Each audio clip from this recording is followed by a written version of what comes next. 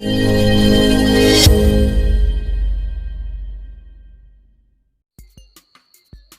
आम क्लास 10 रो preposition of place विषय पढ़ा सेगुड़ी हूँ by beside over above under below beneath through across along behind before between opposite of towards for at in on etcetera.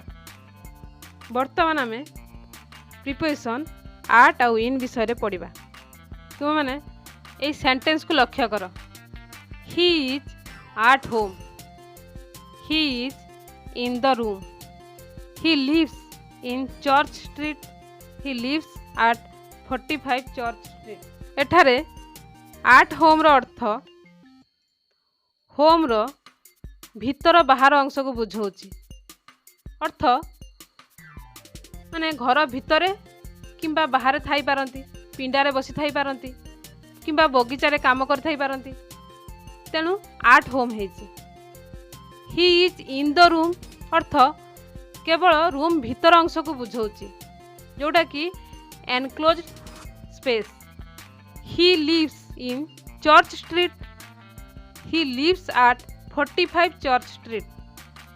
एठारे गोटे street रो ना दिया है चर्च स्ट्रीट, पर्टिकुलर स्थान मेंशन करा है नहीं, तेणु इन चर्च स्ट्रीट है। ता तल सेंटेंस होची he lives at 45 church street.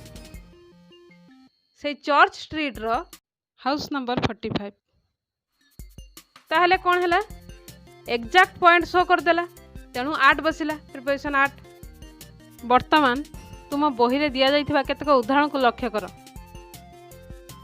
C is standing at the corner of the street.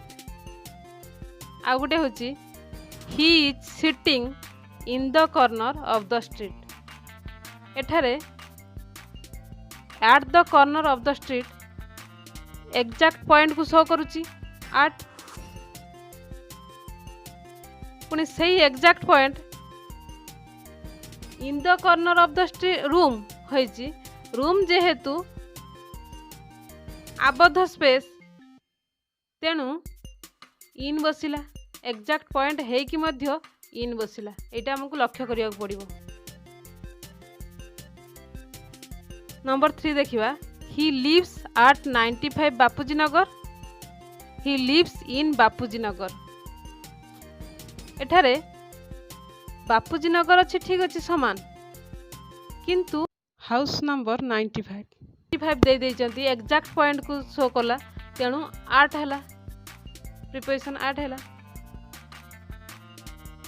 आउ ही लिव्स इन बापूजी नगर, जेहेतु बापूजी नगर लार्जर एरिया रहिला एग्जैक्ट पॉइंट दिया जाए नहीं, तेणु 8 न बसिक इन है। Number 5 she works at the public library. एठारे आउ गोटे देखिबा my brother works in a bank. ये जो एट द पब्लिक लाइब्रेरी रहुची इटा गोटे एग्जैक्ट पॉइंट को शो करुची।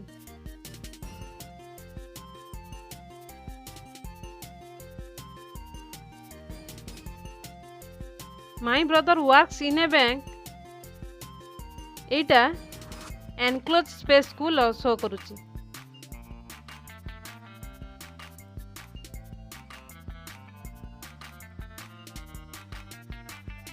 She works at the public library.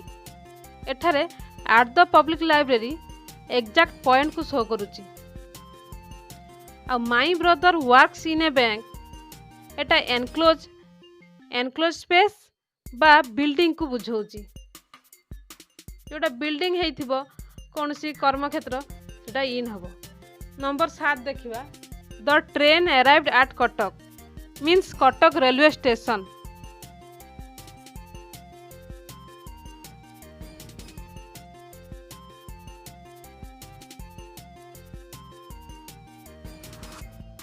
Exact point को शो करुची, तेणु 8 कटक है।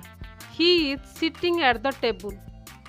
आम साधारणतः जाचु सरफेस क्लोज कंटाक्ट रहिले सरफेस रे ऑन हवा कथा, ऑन द टेबुल हवा कथा।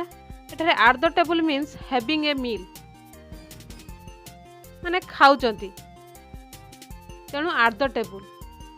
एथर आम जानले आट एक्जाक्ट पॉइंट को शो करुवा बेले इन एनक्लोज स्पेस आउ सबमर्ज आउ लार्जर एरिया को शो करुच्ची।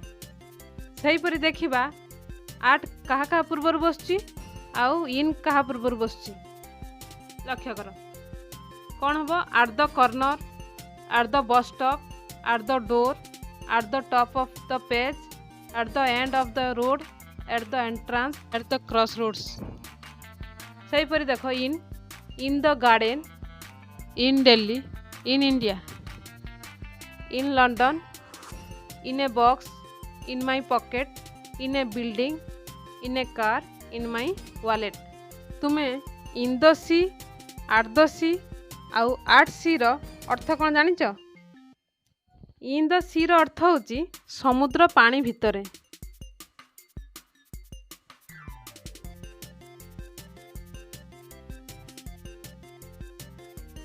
इन द सी रो अर्थ होची समुद्र पानी भितरे।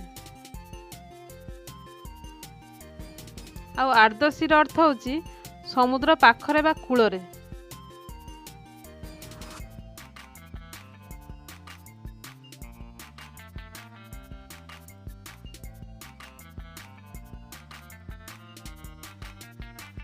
समुद्र पाखरे बा कूलरे। आट सी रो अर्थ होची जल यात्रा।